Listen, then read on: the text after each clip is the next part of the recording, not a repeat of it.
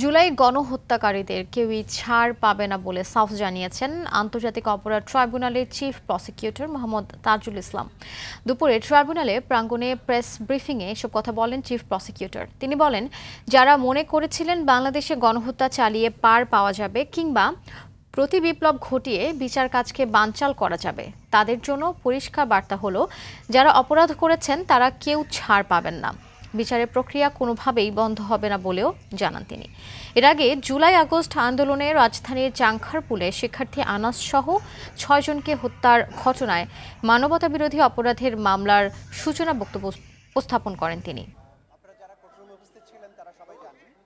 ৫ই আগস্ট ২০২৪ সালে সাবেক স্বৈরশাসক পালিয়ে যাওয়ার ঠিক কিছুক্ষণ আগে শহীদ মিনার হয়ে ঢাকার দিকে প্রবেশ করার যে চেষ্টা করছিলেন, সেই সময়ে চানখারপুর এলাকায় ৬ জন মানুষকে মাত্র স্বল্প দূরত্ব থেকে চাইনিজ রাইফেল দিয়ে গুলি করে হত্যা করা হয় এবং সেই গুলি করার সময় নির্দেশনাটা দিয়েছিলেন ডিএমপির তদানীন্তন কমিশনার হাবিবুর রহমান।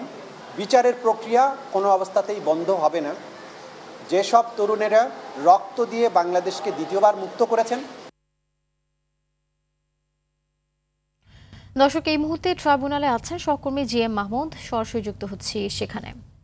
মাহমুদ, সাক্ষ্য গ্রহণের সর্বশেষ পরিস্থিতি কি রয়েছে আপনার কাছে, জানাবেন বিস্তারিত। আফসানা, আজ এ মামলার প্রথম সাক্ষ্য গ্রহণ চলছে এবং আজ সাক্ষ্য দিচ্ছেন চানখারপুল হত্যাকাণ্ডে নিহত শিক্ষার্থী আনাসের বাবা। তিনি আদালতে উপস্থাপন করছেন সেদিনের যে ঘটনা ঘটেছিল এবং তারা কী অবস্থায় তার ছেলেকে পেয়েছিলেন এবং তার ছেলের সাথে থাকা জিনিসপত্র, একই সাথে তার ছেলের সাথে যারা সেদিন আন্দোলন করেছিলেন তারা কি তথ্য দিয়েছে সেই তথ্যগুলো আদালতের কাছে উপস্থাপন করছেন।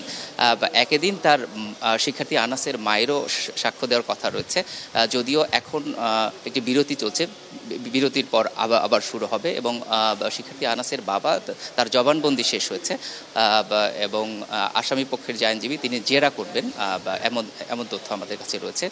দুপুর 2:30 আবার শুরু হবে সাক্ষ্য গ্রহণ। প্রথমে কিন্তু সূচনা বক্তব্য হয়েছে। সূচনা বক্তব্যে prosecutor Tajul Islam, chief prosecutor, তিনি জানিয়েছেন যে ন্যায় বিচার প্রতিষ্ঠিত হবে এবং তিনি এও জানিয়েছেন যে আসামিদের অভিযোগ প্রমাণ করার মতো যথেষ্ট তথ্য উপাত্ত আদালতের কাছে রয়েছে এবং তিনি কড়া বার্তা দিয়েছেন যে আসামিরা অবশ্যই শাস্তি পাবেন এবং তাদের বিরুদ্ধে যে আনিত অভিযোগগুলো সেই অভিযোগগুলো প্রমাণিত হবে এমনটি জানিয়েছেন। আদালতে উপস্থিত রয়েছেন আসামিরা, এজলাসেও তারা উপস্থিত ছিলেন। আমরা দেখেছি আসামিদের সামনেই কিন্তু এই সাক্ষ্য গ্রহণ হচ্ছে এবং তথ্যপাত্রগুলো উপস্থাপন করা হচ্ছে।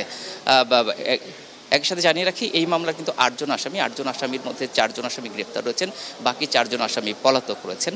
যদিও এই 8 আসামি কিন্তু পুলিশ সদস্য। তো আর 2:30 থেকে আবার সাক্ষ্য গ্রহণ চলবে। শিক্ষার্থী আনাসের মা সাক্ষ্য দেয় কিনা এবং সে কী তথ্য দেয় এটি হয়তো তার সাক্ষ্য গ্রহণে জানাতে পারবো পরবর্তী সংবাদে। তো আপাতত এই ছিল আমার কাছে আন্তর্জাতিক অপরাধ ট্রাইব্যুনাল থেকে সর্বশেষ তথ্য। আফসানা, অসংখ্য ধন্যবাদ আপনাকে।